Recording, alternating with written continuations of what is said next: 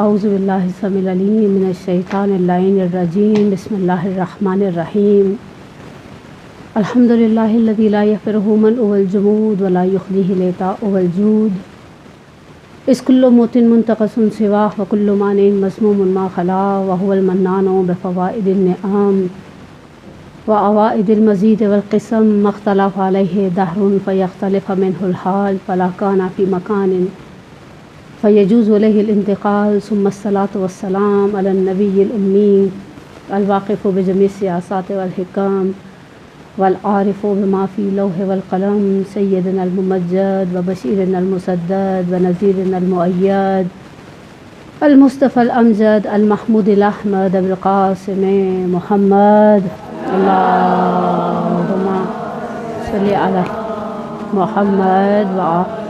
محمد وعجل فرجہ والصلاة والسلام علی اہل بیتہ الطیبین الطاہرین المعصومین لا سیما علی الامام المنتظر والحجۃ الثانی عشر والعدل المشتہر ولعنۃ الدائمۃ علی اعدائہم اجمعین من الآن الی قیام یوم الدین اما بعد فقد قال اللہ تبارک و تعالی فی احسن کتابہ وهو اصدق القائلین بسم اللہ الرحمن الرحیم قل ان کنتم تحبون اللہ فاتبعونی یحببکم اللہ ویغفر لکم ذنوبکم واللہ غفور رحیم۔ صلوات پڑھیں محمد وآل محمد پر۔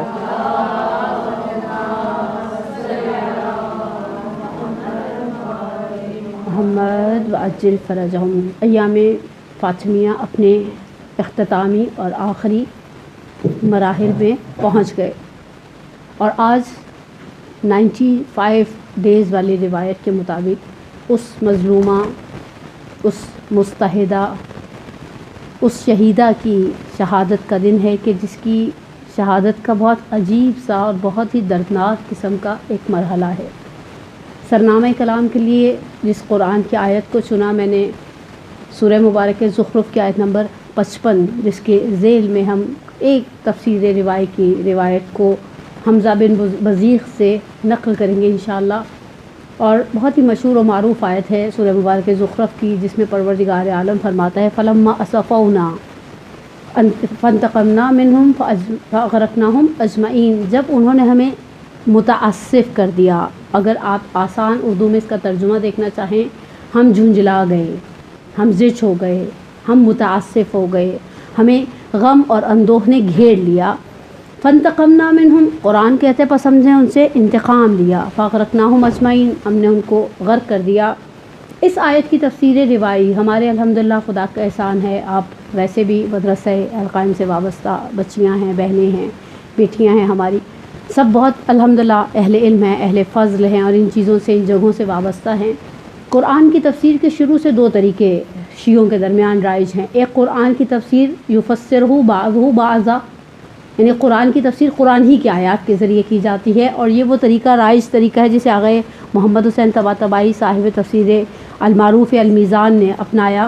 دوسرا طریقہ ہے تفسیر روائی۔ مثلا ہم روایات میں دیکھتے ہیں کہ اس آیت کے ذیل میں جب معصوم سے سوال کیا گیا تو معصوم نے اس آیت کو کس چیز پر تطبیق دی، یعنی معصوم کے نزدیک کس کی بات کر رہا ہے قرآن، یہ معصوم طے کریں گے۔ اور بہرحال ہم شیعوں کے درمیان الحمدللہ روایات کا ایک جمع غفیر ہے۔ میں تو سورہ زخرف کی آیت نمبر 55 کی اگر بات کروں نا، اگر ایک سیکنڈ کے لیے زخرف کی 55 کو ہم رک جائیں اور ہم اس آیت کی طرف آئیں جسے آیہ معروف لیلۃ القدر کہا جاتا ہے، کہ پروردگار عالم فرماتا ہے وما ادراک ما لیلۃ القدر، اس کے ذیل میں بھی ہمارے پاس روایت ہے، سید الشہداء سے روایت ہے، امام صادق سے روایت ہے، کہ جس میں ہم دونوں معصوم علیہ السلام فرماتے ہیں وما صلی علی محمد وآل محمد وعجل فرجہم۔ امام معصوم فرماتے ہیں، قرآن کہتا ہے وما ادراک ما لیلۃ القدر، ہم کہتے ہیں، بتاتے ہیں اصل میں قرآن کا اور خدا عز و جل کا مد نظر کون ہے؟ وما ادراک مل فاطمہ، تم کیا جانو فاطمہ کیا ہے؟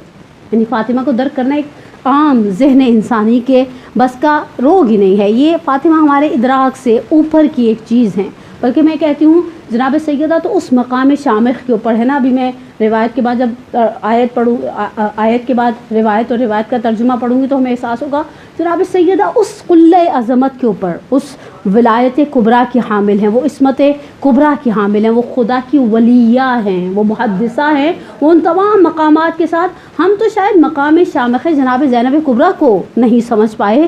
بسا اوقات تاریخ کے اندر بیٹیاں اپنے ماں کے پس منظر میں پہچانی گئی ہیں. یہاں پر امام صادق فرماتے ہیں کہ راوی پوچھتا ہے کہ یبن رسول اللہ، خدا مجھے آپ پر فدا کر دے، کیا پروردگار عالم میری اور آپ کی طرح متعصف ہوتا ہے؟ دیکھیں جذبات ہیں ہمارے اندر، آپ کے اندر، ہمارے اندر. خواتین ویسے جذبات میں ذرا مہارت رکھتی ہیں. ہم بہت جلدی متعصف ہو جاتے ہیں. نہیں ہمیں کسی کی بات نے کچھ کہہ دیا، ہم ہرٹ ہو گئے. مثلا ہم غمزدہ ہوتے ہیں، بعض اوقات روتے دھوتے ہیں، بعض اوقات کوئی ایسی ناراضی کا اظہار کرتے ہیں، ہم خوش ہوتے ہیں. ہمارے اندر جذبات ہیں، ہمارے اندر ایموشنز ہیں، ہمارے اندر سینٹیمنٹ ہیں. راوی امام سے حمزہ سوال کرتے ہیں، کہا مولا کیا ان اللہ عز وجل یأسفو کا اسفنا، یعنی جس طرح میں اور آپ متعصف ہوتے ہیں، کسی بات سے غمزدہ ہوتے ہیں، کیا خدا عز وجل بھی اس طرح سے غمزدہ ہوتا ہے، متعصف ہوتا ہے، جھنجھلا جاتا ہے، زشت ہو جاتا ہے؟ امام نے فرمایا ان اللہ لا یأسفو کا اسفنا، اے حمزہ اللہ کا تعصف، اللہ کا تعلم، اللہ کا یہ ہماری جذبات کی طرح، میرے اور تمہارے جذبات کی طرح نہیں ہے. بلکہ فرماتے ہیں وَلَكِنَّا خَلَقَ أَوْلِيَاءَ لِنَفْسِهِ، خدا نے کچھ اولیاء ہے، کچھ اسپیسیفک پرسنز ہیں جنہیں اپنی ذات کے لیے خلق کیا ہے. اور اس کے بارے میں امام صادق فرماتے ہیں کہ یأسفون و یرضون، یہ ہیں جو خدا کے نمائندے ہیں، اصل میں یہ متعصف ہوتے ہیں، اصل میں یہ راضی ہوتے ہیں، یا یہ راضی ہیں یا یہ ناراض ہیں. تو دو ہی انسان کے لیے صورت حال بنتی ہے نا انسان کے سامنے، یا وہ کسی عمل کے مقابلے میں خوش ہے یا کسی عمل کے مقابلے میں نہ خوش ہے. امام صادق فرماتے ہیں یأسفون و یرضون، یہ راضی بھی ہوتے ہیں، یہ ناراض بھی ہوتے ہیں. وہم مخلوقون مربوبون، ان کی پہلی صفت کیا ہے؟ یہ مخلوق ہیں. خوب مخلوق تو ہم بھی ہیں، پروردگار یہ پوری کائنات خدا کی مخلوق ہے. لیکن اگلا لفظ بہت حساس ہے اس روایت کا، جس میں امام فرماتے ہیں مربوبون. مربوب کہتے ہیں اسے جسے تربیت دی جاتی ہے، جسے ٹرین کیا جاتا ہے، جسے مزاج کے مطابق ڈھالا جاتا ہے. امام صادق کہتے ہیں خدا عز و جل کے کچھ اولیاء ہیں جو اس کی جو جہاں پر قرآن کہتے ہیں نا مثلا ہم متعصف ہوئے، اصل میں یہ وہ ہیں جو متعصف ہو رہے ہیں، یہ وہ ہیں جو خوش ہو رہے ہیں. اور پھر امام فرماتے ہیں ہم مخلوقون، یہ مخلوق ہیں خدا کی. اور مخلوق ہونے میں تو بہرحال مخلوق تو میں اور آپ بھی ہیں، لیکن فرمایا مربوبون، یہ خدا کی تربیت یافتہ ہے. اور کیسی تربیت یافتہ؟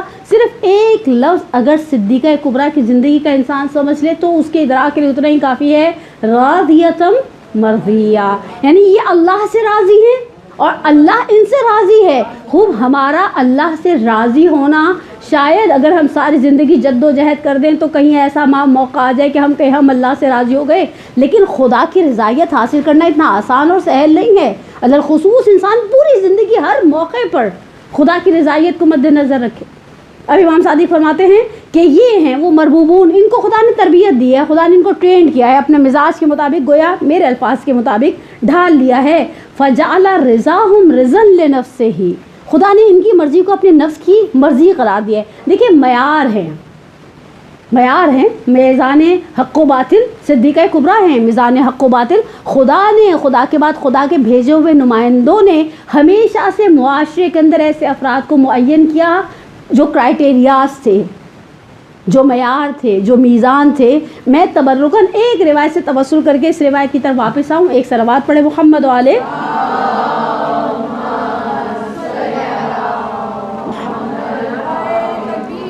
اللہ اکبر.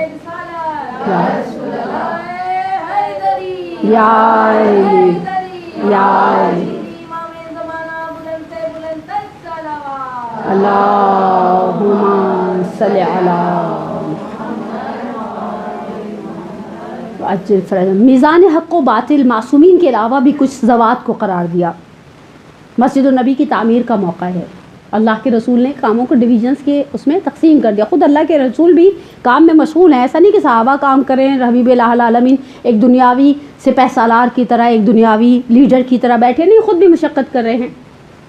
روایت کہتی ہے عمار یاسر نے ایک پتھر اٹھایا. اچھا بعض ایسے تھے بڑے نازک مزاج قسم کے اطراف میں رسول اللہ کے، اس نے ایک پتھر اٹھایا، حقارت سے وہاں رکھ دیا، بس ہم نے اپنے حصے کا کام کر دیا. عمار نے ایک بھاری بھرکم پتھر اٹھایا. دیکھیں ہمیشہ یاد رکھیں ایک فارمولہ دیا ہے دین نے, افضل الاعمال احمدھا.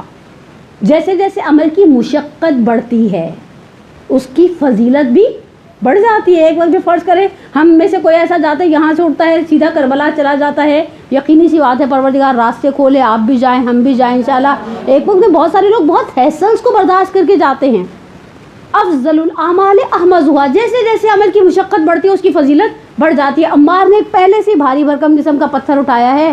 ان صاحب نے آگے بڑھ کر ایک اور پتھر عمار کے ہاتھوں میں رکھے ہوئے, پتھر دیکھیں ایک شخص کے دونوں ہاتھ باؤنڈ ہو گئے آلریڈی ایک بھاری پتھر اٹھانے کے سے. انہوں نے نور اللہ نور ایک پتھر اٹھایا, عمار کے پتھر پر رکھ دیا. عمار نے وہ پتھر پہنچا تو دیا جہاں پر پتھر پہنچانے کی کمٹمنٹ تھی, اللہ کے رسول کی خدمت میں آ گئے. کہا یا رسول اللہ آج کے دن مجھے لگتا ہے آپ کے بعض اطراف والوں میں سے کوئی میری ہلاکت کا سبب بن جائے گا. وزن پہلے میں اس پتھر کے وزن کے ساتھ انسان بازو کا نڈھال ہو جاتا ہے, دموا ہو جاتا ہے, اس کے اوپر نور اللہ نور انہوں نے ایک پتھر لا کر اور رکھ دیا. اللہ کے رسول نے پلٹ کر ایک بڑا عجیب سا جملہ کہا عمار تم ایسے نہیں مرو گے, تمہیں ایک باغی گروہ قتل کرے گا. اچھا یہ جو جملہ کہا جا رہا ہے مسجد النبی کی تعمیر کے دوران کہا جا رہا ہے, اصحاب پیغمبر کے اطراف میں موجود ہیں, اور یہ جملہ سماعتوں نے سنا, حافظوں نے محفوظ کر لیا اور یہ جملہ چلتا رہا. دیکھیں مسجد النبی کی تعمیر کا کام کب کا ہے, کس ہجری کا ہے, حتیٰ یہ کہ عمار نے اپنی زندگی گزاری, رسول اللہ کی شہادت ہو گئی, رسول اللہ کی شہادت کے بعد خلیفہ اول کا زمانہ ہے, ثانی کا زمانہ ہے, ثالث کا زمانہ ہے, حتیٰ صفین کے میدان میں عمار پہنچ گئے. آغا نصر بن مزاحم پیکار صفین میں ایک جملہ نقل کرتے ہیں, عمار کو دیکھ کر علی کے ساتھ بہت سارے لوگ متزلزل ہو گئے کہ عمار کس کے ساتھ ہیں. لشکر میں ایک طرف حاکم شام ہے, ایک طرف امیر المومنین ہے. عمار میزان حق و باطل تھے, اور کمال کیا ہوا, عمار کی شہادت پر بہت سارے لوگ منصرف ہو گئے جو ابھی تک کہتے تھے نا کہ مثلا نعوذ باللہ امیر المومنین حق پر نہیں ہے. انہوں نے کہا لو عمار کر لی تو اللہ کے رسول نے کہا تھا ایک باغی گروہ قتل کرے گا. اگرچہ حاکم شام نے اس وقت بھی لوگوں کی جہالت سے فیض اٹھاتے ہوئے اسے کہا کہ اصل میں عمار کے قاتل ابوالحسن ہیں. جب خیمے میں موجود افراد نے کہا وہ کیسے عمار کی شہادت کا عمار کے قاتل ہیں, کہا عمار کو صفین کے میدان تک لانے والا کون ہے, علی لائے ہیں نا اٹھا کر مدینہ سے یا مثلا کوفہ سے صفین کے میدان تک علی لائے ہیں, علی عمار کی شہادت کا سبب ہے. جب مولا نے یہ جملہ اپنے خیمے میں بیٹھے ہوئے سنا تو کیا حمزہ کی شہادت کا سبب رسول اللہ تھے جو انہیں احد کے میدان تک لے کر گئے. لیکن میزان حق و باطل رہے ہیں ہمیشہ ایسے افراد جن کو دیکھ کر, یعنی خود رسول اللہ نے عمار سے کہا اے عمار اگر تم دیکھو پوری دنیا ایک راستے پر چل رہی ہے اور علی تنے تنہا ایک راستے پر چل رہے ہیں, تم اس راستے کا انتخاب کرنا جس راستے پر علی چل رہے ہیں. اور اسی یا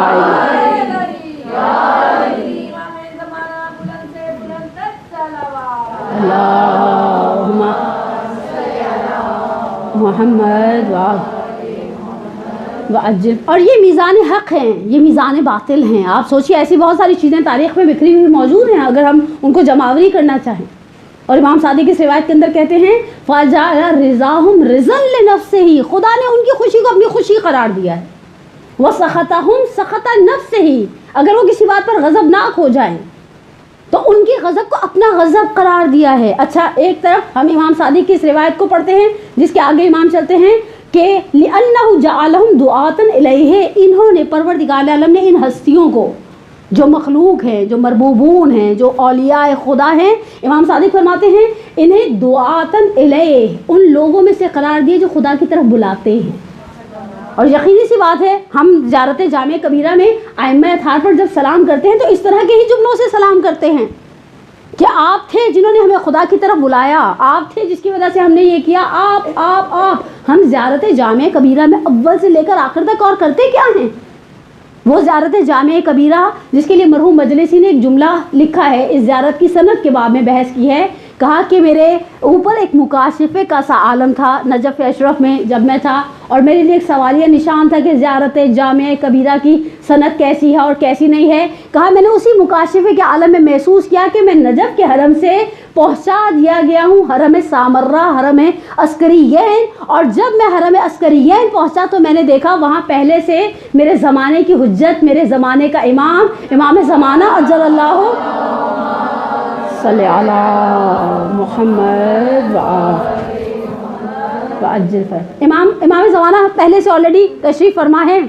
کہا میں نے سوچا موقع غنیمت دیکھیں جو علم کا طالب ہے وہ علم کی تمنا کرتا ہے، جو دنیا کا طرفگار ہے، شاید میرے جیسا کوئی روسیا ہوتا کہتا مولا یہ زندگی کے ایک گرہ کھول دیں، اب ملے گئے ہیں تو یہ کام کرتے جائیے، آگے بڑھے۔ امام سے کہا کہ امام اشارے سے پوچھا اچھا ادب کا اتنا احترام یعنی پاس یا احترام اتنا ہے، کہا مولا یہ زیارت، تو امام نے اشارہ کیا یہ میرے دادا یعنی میرے جد کی طرف سے ہے، اور اس کے بعد کہا کہ میں نے امام سے کہا کہ مولا اس کی سند، تو کہا فنعمت زیارہ، کتنی بہترین زیارت ہے۔ حقیقت زیارت کے الفاظ بولتے ہیں کہ زیارت میں حسن کیا ہے، اور جن ہستیوں پر ہم سلام کر رہے ہیں وہ دعاتن الیہ وعدلہ علیہ، خدا کی دلیلیں ہیں، خدا تک پہنچنے کا ایک راستہ ہے، اور ان راستوں میں معصومین میں بعض چیزیں ایسی ہیں جو سیدہ کو باقی افراد سے ایک جسے کہنا ایک امتیاز آگے دے دیتی ہیں۔ میں ڈاکٹر جعفر شہیدی کا ایک مقالہ دیکھ رہی تھی، اس میں انہوں نے اصلاً بحث اٹھائی ہے کہ جب ہم معصومین کے مقام کی بات کرتے ہیں، دیکھیں یہ بات ہمیں بہت چھوٹی سی عمر سے سمجھا دی گئی، اولنا محمد، اوسطنا محمد، آخرنا محمد، ولکلنا محمد، یعنی کوئی کسی قسم کی صلی علی محمد و محمد کوئی کسی قسم کے شک و شبہ میں نہ رہے، یہ سب کے سب ایک نور واحد سے ہیں۔ لیکن اس کے باوجود ذہن کے اندر ایک سوال پیدا ہوتا ہے کہ جب ہم ائمہ اور معصومین کی مقام اور مرتبے کی دیکھیں، وہ سب کے سب نور واحد ہیں، لیکن علامہ آگے ڈاکٹر جعفر شہیدی کہتے ہیں کہ یہ بحث ہے کہ مقام امیر المومنین زیادہ ہے یا مقام فاطمہ زہرا، اور متقدمین مجلسی علیہ الرحمہ جیسے، متاخرین یا اگر جعفر سبحانی اور رسول جعفریان اور ایسے ہمارے تازہ قسم کے ہسٹورینز جیسے۔ کہا یہ دلیل کے طور پر دو چیزوں کو لے کر آتے ہیں، دونوں نقلی ہیں، نقلی سے مراد جسے ہم تک پہنچایا گیا ہے، عقلی دلیل نہیں ہے یہ۔ کہا پہلے مرحلے پر میں اور آپ الحمدللہ متوسل ہوتے ہیں اس معروف دعا سے جسے دعائے توسل کہا جاتا ہے۔ مجلسی علیہ الرحمہ کے شروع میں کمنٹس بھی محدث عباسہ کو میں نے نقل کیے کہ میں نے کسی معاملے میں اسے نہیں پڑھا مگر یہ کہ اپنی دعا کی تاثیر کو پایا اس دعا کے اندر، اور ہم اس کے اندر ایک ترتیب سے چل رہے ہیں۔ دیکھیں روایات میں، آیات میں، اس طرح کی چیزوں کے اندر تقدم اور تأخر بیجا نہیں ہے۔ مشکل جملہ ہو گیا نا، میں اس کو بہت آسان کر دیتی ہوں۔ کسی چیز کا پہلے آنا اور کسی چیز کا بعد میں آنا یہ ہمارا کلام نہیں ہے، جو بات صبح کہنے والی تھی تو دوپہر میں کہہ دی، جو دوپہر میں کہنے والی تھی وہ شام میں کہہ دی۔ ہم اور آپ تو کھانے میں بھی ترتیب کا خیال رکھتے ہیں نا، پہلے اسٹارٹر ہوتا ہے، پھر کھانا ہوتا ہے، پھر ڈیزرٹ ہوتا ہے۔ اسی طرح سے کلام پروردگار میں، کلام معصومین میں یہ جو تقدم ہے، کوئی چیز پہلے آ رہی ہے، کہیں تاخر ہے، کہیں کوئی چیز بعد میں آ رہی ہے، خوب یہ بیجا نہیں ہے۔ اور اس کے لیے دلیل کے طور پر ایک پھر روایت سے توسل کرتے ہیں جسے نقل کیا گیا ہے چھٹے امام صادق آل محمد، امام جعفر صادق صلی اللہ علیہ محمد۔ امام صادق سے کہ راوی نے آ کر پوچھا مولا میں حج کرنے جا رہا ہوں، صفا سے مروہ جاؤں یا مروہ سے صفا؟ کہا قرآن اٹھا کر دیکھو، قرآن کہاں سے شروع کرتا ہے؟ کہا قرآن کہتے ہیں ان الصفا والمروہ من شعائر اللہ، بات ختم۔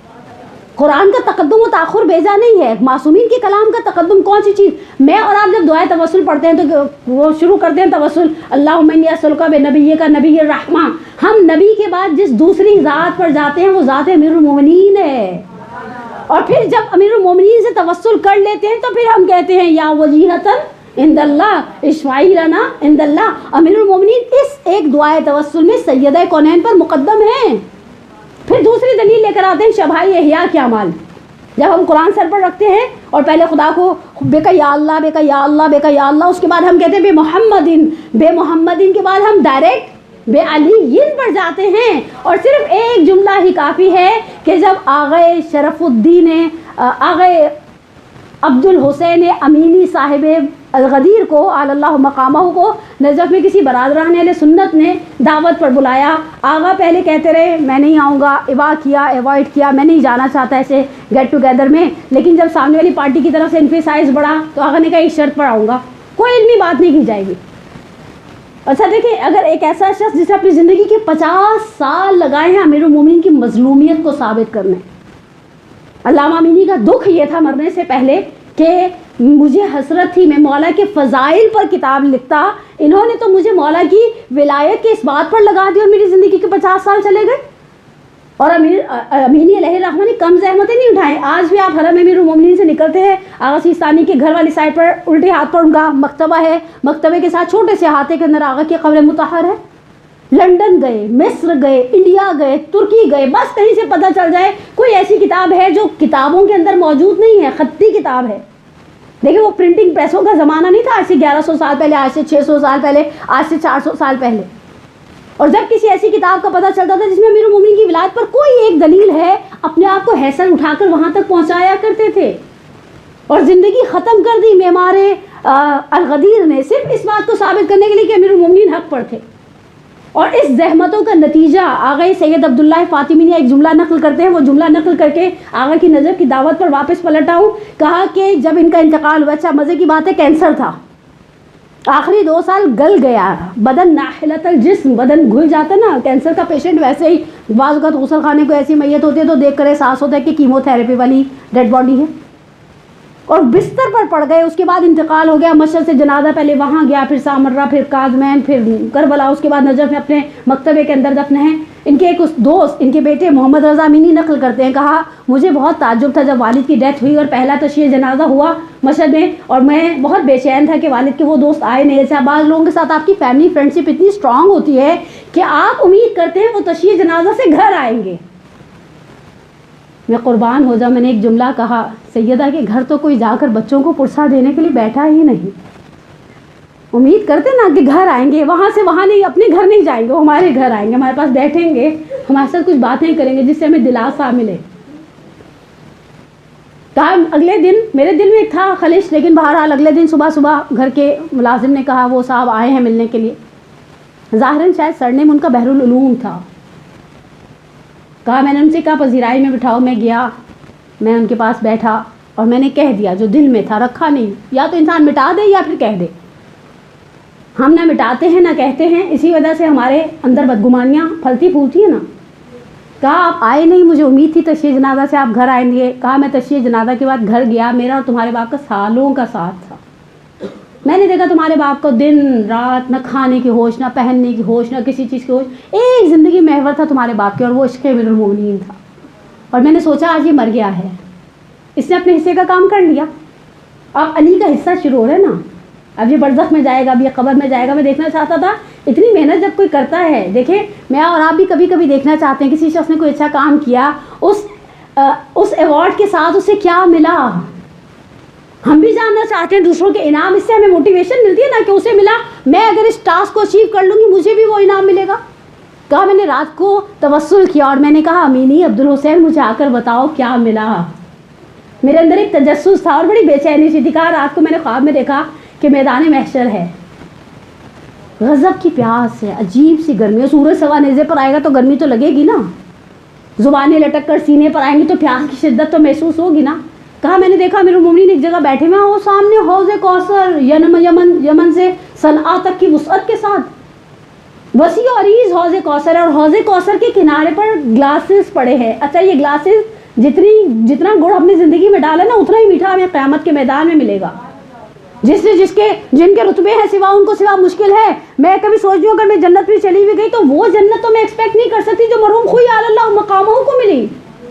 ہمارا ایک آ جا کے اس جنت کے اوپر جو آسرا ہے نا وہ اہل بیت کی محبت ہے, اس کے علاوہ کچھ نہیں, میرے دامن میں کچھ نہیں ہے.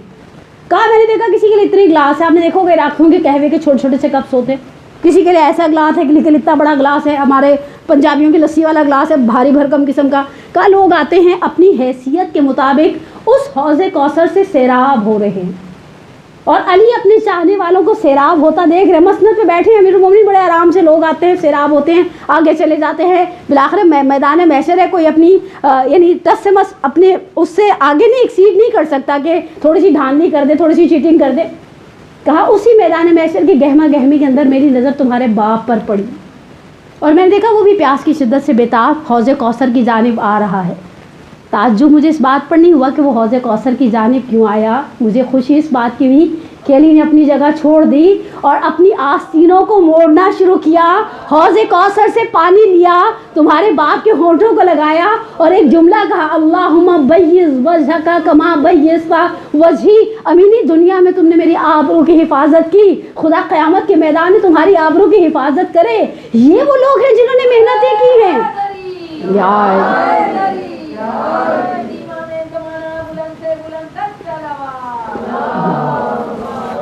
صلی اللہ اور اس طرح کی محنت کرنے والا شخص آپ کہے میں نے علمی بات نہیں کرنی، میں صرف آؤں گا کھانا کھا کر چلا جاؤں گا، وہ سنی عالم دین نے کہا ٹھیک ہے آپ آئیے گا چلے جائے گا، ہم آپ کو کوئی فورس نہیں کریں گے، ہم صرف چاہتے ہیں آپ کے قدوم کی برکت، آپ آئیں تو صحیح محفل میں۔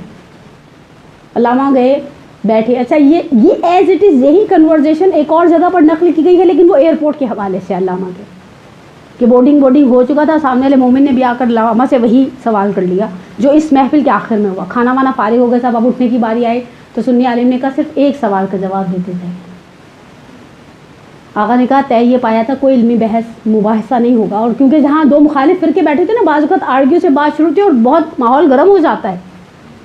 کہا آقا ہمارے پاس بھی اتنا ٹائم نہیں، بس مختصر سی بات آپ کے پاس، ہم نے سنا آپ نے ساری زندگی لگا دی علی کی ولایت کو اس بات کرنے کے لیے، کوئی ایسی دلیل جسے کہیں نا نقلی قسم کی چھوٹی سی مختصر سی بات کریں، کوئی لمبی چوڑی 40 کتابیں یہاں کھڑی کرنے کی ضرورت نہیں ہے کہ دیکھو حاکم نشابوری نے کیا لکھا ہے، دیکھو صحاح کے الفاظ کیا ہیں، دیکھو عبداللہ بن جریر تبری کیا کہہ رہے، کچھ نہیں، بس سیدھی سی بات۔ کہا مجھے صرف اتنا بتاؤ فاطمہ جب مری اپنے زمانے کے امام کو پہچانتی تھی یا نہیں؟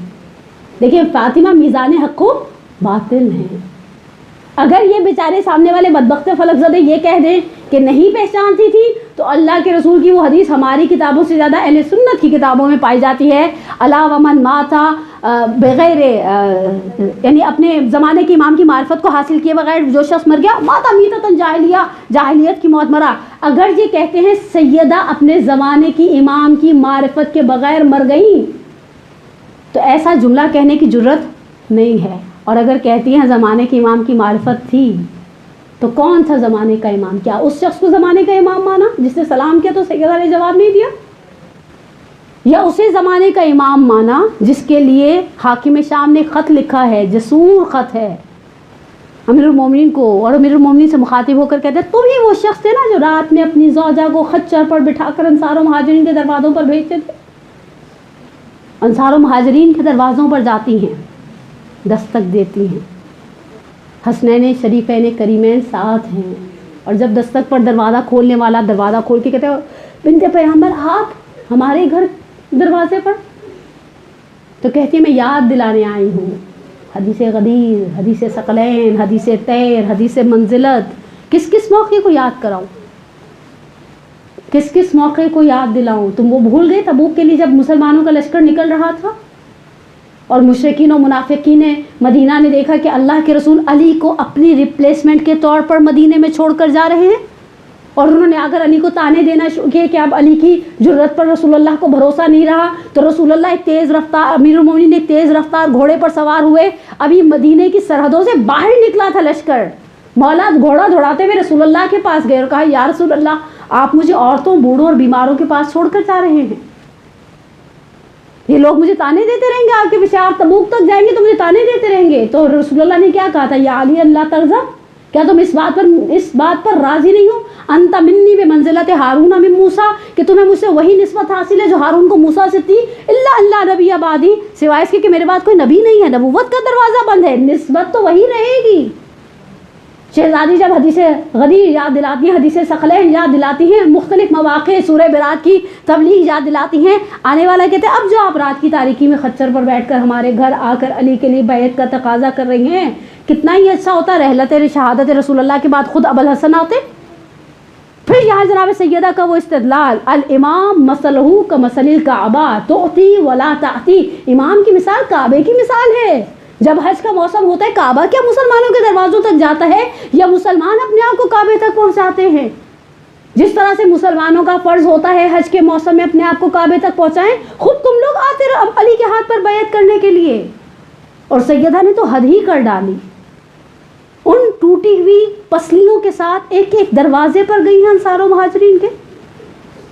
میری جان قربان ہو جائے، میری جان قربان ہو جائے، میں مصائب کی بات سے 8 یا 9 منٹ کے فاصلے پر ایک جملہ کہنا چاہتی ہوں آپ سے۔ فاطمہ کی ذات میزان حق و باطل تھی، فاطمہ بضعۃ منی تھی۔ میں آقا وحید خراسانی کے ایک بہت معروف جملہ اکثر نقل کرتی ہوں، آقا کہتے ہیں بضعہ کا لفظ شیعہ کتابوں نے نقل کیا، برادران اہل سنت نے ایک اور لفظ اس کے مقابلے میں استعمال کیا، فاطمہ شجنۃ منی، فاطمہ میری وہ شاخ ہے، عرب شجنہ اس شاخ کو کہتے ہیں جو درخت کی جڑوں تک جاتی ہے، فاطمہ عصمت رسالت کا ایک حصہ تھی، فاطمہ زہد رسالت کا ایک حصہ تھی، فاطمہ علم رسالت کا ایک حصہ تھی، فاطمہ مقام اور مرتبہ رسالت کا ایک حصہ تھی، فاطمہ بضعۃ منی شجنۃ منی و روحی و قلبی بین جنبی، میری دو پسلیوں کے درمیان دھڑکتا ہوا دل ہے۔ آپ دیکھیے کہاں ملیں گے آپ کو ایسی احادیث، حتیٰ بعض احادیث کو برادران اہل سنت نے اپنی کتابوں میں ام المومنین عائشہ سے نقل کیا کہ عورتوں میں کوئی فاطمہ سے زیادہ عزیز نہیں تھا، خوب فاطمہ کی ذات کو میزان قرار دیا، لیکن مسلمانوں نے فاطمہ کے ساتھ کیا کیا؟ آپ سوچیے، جس کے لیے امام صادق فرما رہے ہیں کہ یہ وہ لوگ ہیں جو ادلہ ہیں، خدا کی طرف پہنچانے کے راستے ہیں، اور مسلمانوں نے ان کے مقابلے میں ان کے ساتھ کس طرح کا سلوک روا رکھا۔ آغا جعفر سبحانی واقع شہادت پیغمبر سے لے کر شہادت سید کونین کے درمیان کے فیز کے حالات کی طرف اشارہ کرتے ہیں۔ ایک مقام پر پہنچ کر کہتے ہیں حاکم وقت کی طرف سے اعلان ہو گیا کہ نہ کوئی بنو ہاشم کے گھر جائے، نہ کوئی بنو ہاشم کو اپنے گھر آنے کی دعوت دے۔ جو چاہنے والے کچھ معدود سے رہ گئے تھے، ان میں ایک نام ہے عمار یاسر کا۔ سیدہ کے گھر سے باہر نکلے ہیں، ایک شخص سے ملاقات ہوئی، میں اندر نام نہیں لے رہی، آج کل ویسے ہی حالات اتنے حساس ہو گئے ہیں کہ انسان نام لیتے ہوئے ڈرتا ہے، اور نام لینے کی ضرورت بھی نہیں ہے ہمیں۔ جو جس چیز کا مستحق ہوتا ہے وہ چیز گھوم پھر کر اس تک پہنچ جاتی ہے۔ جو قابل لعنت و ملامت ہے قرآن کی نگاہ میں، اہل بیت کی زبان پر، وہ جو جب ہم اس سے کے لیے کچھ کہیں گے، ہم کچھ کہیں نہ کہیں، وہ خود بخود اس تک پہنچ جائے گی، اور جو قابل ستائش ہے قرآن کی زبان میں، اہل بیت کی زبان میں، وہ ستائش، وہ رحمت، وہ دعائیں اس تک پہنچ جائیں گی، وہ خیر، وہ مقام اور منزلت اسے مل جائے گی۔ یہ آگے بڑھے اور انہوں نے عمار سے کہا کہاں سے آ رہے ہو؟ کہا فاطمہ کے گھر سے۔ کہا تم نے سنا نہیں تھا؟ ہم نے کہا فاطمہ کے گھر نہیں کوئی جائے گا نہ کوئی آئے گا۔ کہا مجھے پتا چلا فاطمہ بیمار ہے، میں عیادت کے لیے گیا تھا۔ اس لائن نے ایک تماشا عمار کے رخسار پر مارا۔ اچھا، سڈن کوئی چیز ہوتی ہے، انسان بعض کا گر جاتا ہے، اس کا بیلنس ہی ختم ہو جاتا ہے۔ عمار گرے، پھر سنبھلے، پھر اٹھے، اور پھر سامنے کھڑے ہو گئے، رونے لگ گئے۔ اس نے کہا عمار مرد ہو کے روتے ہو؟ کہا تم سے کس نے کہا میں تمہارے مارنے پر رویا؟ کہا تم اچھے خاصے مجھ سے بات کر رہے تھے نا، میں نے مارا تم رونے لگ گئے، میں تو یہی کہوں گا کہ میرے تماشے کی وجہ سے روئے؟ کہا نہیں۔ کہا بس کیوں روئے؟ کہا میں نے صرف یہ سوچا میں مرد ہو کر سنبھل نہیں پایا، میں مرد ہو کر سنبھل نہیں پایا۔ آج سنڈے کا دن ہے، جو صبح اٹھ کے الحمدللہ، آپ یقیناً مجھ سے بہت زیادہ اہل دعا ہیں، ہم جب صبح سنڈے کا آغاز کرتے ہیں نا، تو سنڈے کے دن کی ایک خصوصیت ہے، وہ امیر المومنین اور سیدہ کا دن ہے۔ آپ کے گریے کی آوازیں مجھے روکتی ہیں، لیکن میں ایک روایت تبرکن، بہت عرصے کے بعد میں مدرسۃ القائمہ آئی، صرف ایک روایت، وہ بھی چند جملوں کی، کوئی مفصل روایت نہیں پڑھوں گی، اور میں مسائل مختصر کر دوں۔ کیا تھی فاطمہ؟ واقعی امام صادق نے جب کہا نا کہ وما ادراک ما فاطمہ، شہید دستگاہ شیرازی نقل کرتے ہیں کہ جب مومن جنت میں جائے گا، پہلے تو ایک یاقوت صفرا کا حلقہ ہوگا، جسے جب وہ بجائے گا تو آواز آئے گی یا علی یا علی، اور علی کا نام ایسا ہے جو دلوں کو سرور دیتا ہے، اور علی نہ ہوتے تو فاطمہ کا کف نہ ہوتا۔ اور جب وہ مومن داخل ہو جائے گا جنت میں، تو ایک ایسا نور دیکھے گا جس سے آنکھیں بند ہو جائیں گی، چندھیا جائیں گی، سرچ لائٹیں ہوتی ہیں نا، جیسے ایک دم روشنی زیادہ تیز ہوتی ہے۔ مومن پلٹ کر اپنے ساتھ والے بھیجے سے پوچھے گا ہم ہر روز قرآن پڑھتے تھے، قرآن کہتا تھا لا یرونا فیہا شمسا ولا زمہریرا، جنت میں تو سورج اور چاند کا کوئی تصور ہی نہیں ہے، تو یہ کون سی روشنی ہے جس سے آنکھیں بند ہوئے جاتی ہیں؟ تو رضوان جنت ان دونوں جنتیوں کے سوال کا جواب دے گا۔ امیر المومنین نے کچھ کہا، سیدہ مسکرائیں، اور خدا نے سیدہ کی مسکراہٹ سے جنت کو منور کر دیا۔ یہ ہے سیدہ کی ذات کہ انسان سوچے سیدہ کہاں ہیں۔ جب جابر نے 5ویں امام سے کہا تھا کہ یہ ابن رسول اللہ اپنی جدہ کی فضیلت پر کوئی ایسی حدیث سنائیں جب آپ کے چاہنے والے جمع ہوں، میں اس حدیث کو بیان کروں، آپ کے چاہنے والوں کے دل مسرور ہو جائے، میں ایک ادخال سرور کا ثواب لوں اور گفتگو کو مکمل کر دوں۔ جابر نے کہا، 5ویں امام نے کہا جابر میدان محشر ہوگا، سمری سنا رہی، میں پوری حدیث نہیں سنا رہی، درۃ البیضاء میں بہت تفصیل سے روایت کو نقل کیا ہے۔ میدان محشر ہوگا اور آواز آئے گی یا اہل محشر غضوا ابصارکم، اپنی آنکھوں کو جھکا لو، فاطمہ بنت محمد گزر رہی ہیں، اور میری دادی حوران جنان کے ساتھ ایک گروہ کے ساتھ نور کی سواری پر بیٹھ کر دروازے جنت پر پہنچیں گی. آواز قدرت آئی، فاطمہ جنت میں داخل ہو جاؤ. سیدہ کہیں گی نہیں پروردگارا آج ایسے نہیں. آواز قدرت آئی، کیا چاہتی ہو فاطمہ؟ سیدہ پلٹ کر کہیں گی آج میں چاہتی ہوں میں پہچان لی جاؤں، میرا مقام کیا ہے. سب جان جائے نا، اہل محشر کو پتہ چل جائے فاطمہ کیا ہیں. پروردگار کہے گا کیا چاہتی ہو. پانچویں امام کا جملہ بڑا خوبصورت ہے. امام صادق امام باقر جابر ابن عبداللہ انصاری سے کہتے ہیں جیسے پرندے کے آگے دانے بکھیر دیے جاتے ہیں، وہ اپنی چونچ سے گندا دانہ ہٹاتا ہے، صاف دانہ اپنی منقار میں اپنی چونچ پہ چن لیتا ہے. میری جدہ کے سامنے اہل محشر ہوں گے، وہ اپنے چاہنے والوں کو صرف ایک لالچ تھا آج کا درس لینے کا کہ جب قیامت کے میدان میں منادی آواز دے این محبون الفاطمہ، کہاں ہے فاطمہ سے محبت کرنے والے. تو ایک ہمارا بھی نام ہو کہ ہم کہیں شہزادی ہم بھی ہیں محبت کرنے والے. اور کیوں محبت نہ کریں، ہمارا تو دن رات کا ساتھ تھا. ہم نے تو ماں نے لوریوں میں سنایا چھڑوا دو ہمیں غم سے یہی وقت کرم ہے. یا فاطمہ زہرا تمہیں بچوں کی قسم ہے، بابا نے تیرے امت آسی کو بچایا، خود رنج اٹھائے ہمیں دوزخ سے بچایا. شربت تیرے شوہر نے ہے قاتل کو پلایا، خوشنودی رب کے لیے سم بیٹے نے کھایا. چھڑوا دو ہمیں غم سے، اور غم بھی کیسا غم. ریاحین کا ایک جملہ اور مصائب کی 4 یا 5 جملے اجرکم من اللہ. ریاحین میں جہاں جناب خدیجہ کا احوال آخری لمحات شیب ابی طالب کے بیان ہوئے نا، وہاں انہوں نے رسول خدا سے ایک وصیت کی تھی. کہا یا رسول اللہ میری فاطمہ بہت چھوٹی ہے، اسے قریش کی عورتوں سے بچا کے رکھیے گا، ایسا نہ ہو قریش کی کوئی عورت میری فاطمہ پر ہاتھ اٹھائے. میں ام المومنین سے کہوں آپ جب قریش کی عورت کہہ رہی تو قریش کے مرد بھی کہہ دیتی، قریش کے مرد بھی کہہ دیتی. کیا گزری ہوگی. حسن نے دیکھا ہے مجھ کو تماشا کھاتے ہوئے، در و دیوار کے درمیان پستے ہوئے. نہ فاطمہ بھولی ہوں گی نہ فاطمہ کے بچے بھولے ہوں گے. عزیزان من، مختصر سی میں مکمل شہادت تو جناب سیدہ کی پڑھ بھی نہیں سکتی. کس طرح سے بندہ شہادت پڑھے. میں صرف شہادت پڑھنے لگتی ہوں نا تو میری چشم تصور میں سہنے خانہ امیر المومنین میں بیٹھے ہوئے وہ 4 سہمے ہوئے بچے آ جاتے ہیں. جب شب شہادت آئی، ایک جملہ ارباب منبر و مقتل نے نقل کیا ہے، اپنی جگہ سے اٹھی، حجرے کے اندر بچے ہیں، ایک طرف جناب سیدہ ہیں، ظاہری اعتبار سے جناب سیدہ کسی سریر پر ہے، کسی اونچی چیز پر ہے، تخت نما. ایک طرف امیر المومنین لیٹے ہوئے. بی بی جیسے ہی اٹھی امیر المومنین نے جس طرح سے ایک دیکھ بھال کرنے والا کیئر ٹیکر آواز دیتا ہے پانی چاہیے بنت پیغمبر کا نہیں. ارباب مقاتل و مناور کہتے ہیں سیدہ اپنی جگہ سے اٹھی، جہاں حسنین سوئے ہوئے تھے وہاں آ کر بیچ میں بیٹھ گئی. حسن کے سر میں انگلیاں پھیرنا شروع کی، جھکی، بوسہ دیا، اپنے رخ تھوڑا سا ٹیڑھا کیا، حسین کے سر میں ہاتھ پھیرنا شروع کیے، جھکی، بوسہ دیا. ایک جملہ کہا یا ابو الحسن ہاتین غلامین یتیمین، یہ میرے 2 یتیم بچے ہیں، انہوں نے بھی بابا اور نانا کو کھویا ہے، اپنے جد کو کھویا ہے، لیکن میرے بچوں روئے نا، میرے بچوں کا خیال رکھیے گا. اس کے بعد ارباب مناور کہتے ہیں بیٹیوں کے درمیان جا کر بیٹھ گئی، زینب کے سر پر ہاتھ پھیرا، بوسہ دیا، کہا ابو الحسن میرے بچے بہت چھوٹے ہیں. میں شہزادی سے کہوں کتنی فکر ہے، پوری رات مجھے نہیں معلوم کتنی دیر کے لیے سوئی ہوں گی، لیکن جب شہادت کا سورج نمودار ہوا، فاطمہ کبھی صحن خانہ میں جھاڑو لگاتی ہیں، کبھی کھانا بناتی ہیں، کبھی بچوں کو نہلاتی ہیں. ابو الحسن گھر میں داخل ہوئے، کہا بنت پیغمبر آج تو طبیعت بہت بہتر معلوم ہوتی ہے. کہا ابو الحسن میں نے بابا کو خواب میں دیکھا. میرے بابا نے کہا فاطمہ اب جدائی کی گھڑیاں ختم ہو گئی.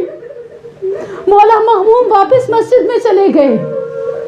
روایات مقاتل کہتی ہیں اسما کو بلایا، اسما سے وہ عود، وہ خوشبو طلب کی جو نماز کے لیے لگایا کرتی تھی. کہا اسما دیکھو ابھی بچے پلٹ کر آ جائیں گے، میرے بچوں کو میرے جنازے کی خبر نہ ہونے دینا، پہلے بچوں سے کہنا بیٹھیں دسترخوان پر کھانا کھا لیں. مقتل اور منبر جس طرح سے نقل کرتے ہیں تھوڑی دیر گزری تھی، اسما دیکھتی رہی تصویر کی آواز آ رہی ہے، سیدہ زندہ ہے، تصویر کی آواز آنا بند ہو گئی اور سیدہ دنیا سے چلی گئی. اسما نے دسترخوان لگایا، شہزادے گھر میں داخل ہوئے. کہا اسما اماں کہاں ہیں؟ کہا بیٹا آرام کر رہی ہیں. اسما نے کہا آؤ آ کر کھانا کھا لو. بیٹا حجرے کی طرف بڑھنے لگی امام حسن تو کہا بیٹا پہلے کھانا کھا لو. کہا اسما اماں کے بلائے بغیر ہم کبھی دسترخوان پر بیٹھے ہیں؟ اماں کہاں ہیں؟ اور یہ کہہ کر امام حسن حجرے میں داخل ہوئے، آواز دی ماں کو، ماں بے حس و حرکت پڑی ہے۔ تاریخ نے یہ جملے نقل کیے، کہا کلمینی، ماں مجھ سے بات کرو، میری روح نکل جائے گی۔ اس کا اگلا جملہ بہت عجیب سا ہے، روزائی استاد کا لفظ ہے، شہزادے صحن خانہ سے گزرتے ہوئے مسجد النبی میں گئے، امیر المومنین مسجد النبی کے ستون سے لگ کر کھڑے کسی سے بات کر رہے تھے، جا کر باپ کے دامن کو ہلایا، صرف ایک آواز دی، یا اباتا ماتت امنا، بابا ماں مر گئی ہے۔ مولا چہرے کے بل گرے ہیں۔ مولا نے کہا کیا؟ کہا بابا ماں مر گئی ہے۔ گھر کے اندر آئے، اپنے بچوں کو تسلی دی، کہا دیکھو گریے کی آواز آہستہ رکھو۔ مدینے والوں کو واپس بھیج دیا، ابھی تشریح کی کوئی خبر نہیں ہے۔ اور جب رات کا سناٹا چھا گیا، میرا آخری جملہ اور اجرکم اللہ، رات کا سناٹا چھا گیا، سیدہ کی وصیت پر عمل کرنا شروع کیا، غسل دیا۔ دوران غسل آغا وحید خراسانی فرماتے فحاج الیہ الحزن، سر سے پیر تک امیر المومنین غمزدہ ہیں۔ اسما مجھے اندازہ نہیں تھا، پسلیاں ایسی ٹوٹ گئی ہے۔ غسل ہو گیا، حنوط دے دیا، کرنا شروع کر دیا۔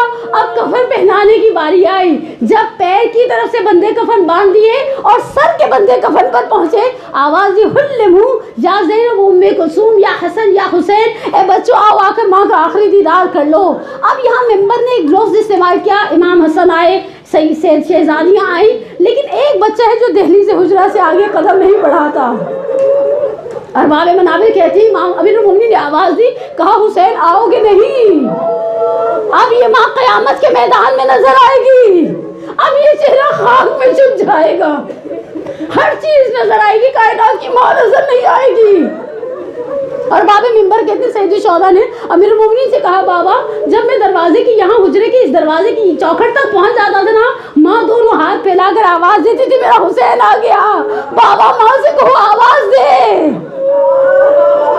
امیر المومنین نے کہا بیٹا ماں تو آواز دینے کے قابل نہیں رہی، صرف ایک جملہ کہا، اماں تمہیں غربت حسین کی قسم اپنے حسین کو آواز دو۔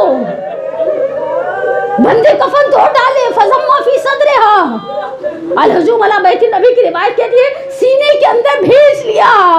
خاندان بنو ہاشم میں 2 بچے جنازوں سے لپٹ کر بہت دیر تک روئے، اور چھڑانے والا چھڑاتا تھا، نہ میت بچے کو چھوڑتی تھی نہ بچہ میت کو چھوڑتا تھا۔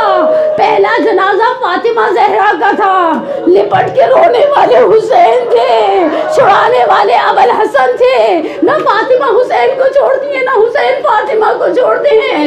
اور دوسرا جنازہ سید الشہداء کا تھا، لپٹ کے رونے والی سکینہ تھی، چھڑانے کے لیے زینب کبریٰ تھی، نہ حسین سکینہ کو چھوڑتے تھے نہ سکینہ حسین کو چھوڑتی تھی۔ حتیٰ منابر نے یہاں تک کہا، جناب زینب سے سکینہ نے کہا پھوپھی اماں اب جو دیں گی نہ کھا لوں گی، جہاں بٹھائیں گی بیٹھ جاؤں گی، تھوڑی دیر بابا کے ساتھ رہنے دیں۔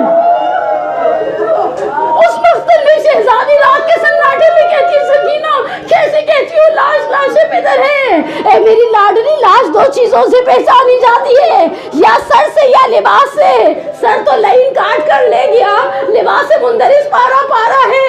بچی نے اپنی زبان میں ایک جملہ کہا پھوپھی اماں جب خیموں کو آگ لگی، جب میرے کردے کا دامن جلا، جب میرے رخسار پہ پہلا تماچا پڑا، میں جانتی تھی اس سرزمین کربلا پر ایک ہے جو پناہ دے دے گا مجھے، جو میری آواز پر داد رسی کرے گا میری۔ پھوپھی اماں میں مقتل کی جانب دوڑتی تھی، میں آواز دیتی تھی بابا بابا، اور یہ لاش تڑپتی تھی اور آواز دیتی تھی یا بنیا الیہ۔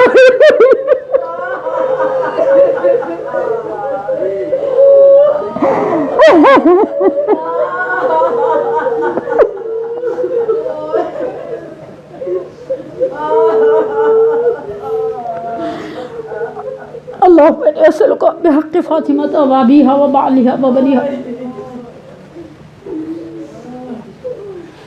وسر المستودع فيها أن تصلي على محمد وآل محمد، پروردگارہ بحق محمد وآل محمد ہماری سب سے بڑی حاجت ہمارے ولی کے ظہور میں تعجیل فرما، بحق محمد وآل محمد، جیسے انہیں خانہ میں بیٹھے ہوئے 4 سہمے ہوئے سوگوار بچوں کے حق کی قسم دے کر کے جو پریشان حال ہیں ان کی پریشانی کو دور فرما، جو بیمار ہونے شفا عاجلہ کامل عطا فرما، جس دنیا سے چلے گئے ان کے کبیرہ صغیرہ گناہوں کو معاف فرما۔ پروردگارہ کائنات کی عظیم ترین ماں کی شہادت کا دن ہے، جن کی مائیں زندہ ہیں۔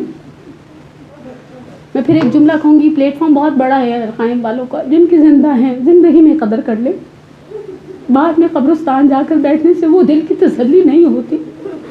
پروردگارہ جن کی زندہ ہے انہیں عافیت کی نعمت سے مالا مال فرما، اور جن کی دنیا سے چلی گئی تو انہیں ہمیں حکم دیا اس طرح سے کہو، رب ارحمہما کما ربیانی صغیرا، ربنا اغفر لی ولوالدی وللمؤمنین یوم یقوم الحساب۔ پروردگارہ بحق محمد علیہ محمد جن کی دنیا سے چلے گئے ان کے کبیرہ صغیرہ گناہوں کو معاف فرما، ہمیں ہمارے والدین کے لیے، ہماری اولاد کو ہمارے لیے باقیات الصالحات میں سے قرار دے، ہم سب کا خاتمہ بالایمان فرما، ہمیں دنیا میں اہل بیت کی زیارت اور آخرت میں ان کی شفاعت سے بہرہ مند فرما۔ پروردگارہ بحق محمد علیہ محمد بحق ائمہ اطہار، تجھے واسطہ عظمت فاطمہ زہرا کا، ان کے مقام کا، اس راز کا جو تو نے ان کی ذات کے اندر پنہان کر دیا، پروردگارہ الخصوص جو مومنات اس وقت موجود ہیں ان کے لیے خصوصی طور پر اور کلی طور پر تمام مومنین و مومنات کے لیے دعا ہے۔ پروردگارہ دلوں میں جو حاجتیں رکھتے ہیں، جن حاجتوں کے لیے توسل کرتے ہیں، فاطمیہ مناتے ہیں، گھروں میں عزاخانے سجاتے ہیں، ہم حسین کی ماں کا پرسہ مناتے ہیں، پروردگارہ بحق محمد و آل محمد ہماری تمام جائز دلی حاجات کو پورا فرما، اور انشاءاللہ اس کووڈ-19 کی وبا سے اور اس جیسی آنے والی متوقع وباؤں سے عالم انسانیت کو نجات عطا فرما۔ انشاءاللہ اتوات عالیات کے راستے کھل جائیں، مومنین اور مومنات جائیں اور جا کر سیدہ کونین کو ان کے بچوں کا پرسہ دیں۔